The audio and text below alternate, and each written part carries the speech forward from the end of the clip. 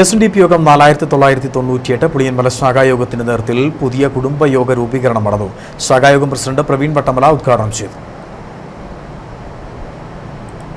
Kattappana Parakkadavu വാഗവയലിൽ VK സോമന്റെ വസതിയിൽ വെച്ച് ചേർന്ന കുടുംബയോഗം ശാഖായോഗം പ്രസിഡന്റ് പ്രവീൺ വട്ടമല ഉദ്ഘാടനം ചെയ്തു. ഒരു പുതിയ കുടുംബയോഗത്തിന്റെ നമ്മുടെ ശാഖായോഗത്തിന്റെ ചരിത്രത്തിന്റെ ഏടുകളിൽ എഴുതി ചേർക്കപ്പെടേണ്ടതായ ഒരു കാര്യമാണ് ഇന്നിവിടെ നടക്കാൻ പോകുന്നത്.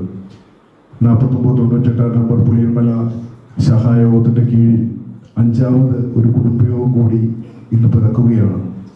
തീർച്ചയായിട്ടും നമുക്ക് എല്ലാവർക്കും വളരെ സന്തോഷകരമാണ്.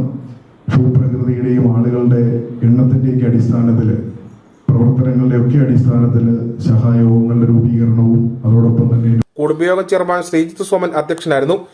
SNDP യോഗത്തിന്റെ കരുത്തനായ നേതാവ് TK മാധവന്റെ നാമധേയത്തിൽ രൂപീകൃതമായ കുടുംബയോഗത്തിൽ TK മാധവന്റെ ഫോട്ടോ അനാച്ഛാദനം ശാഖായോഗം മുൻ പ്രസിഡന്റ് PV വിജയൻ നിർവഹിച്ചു.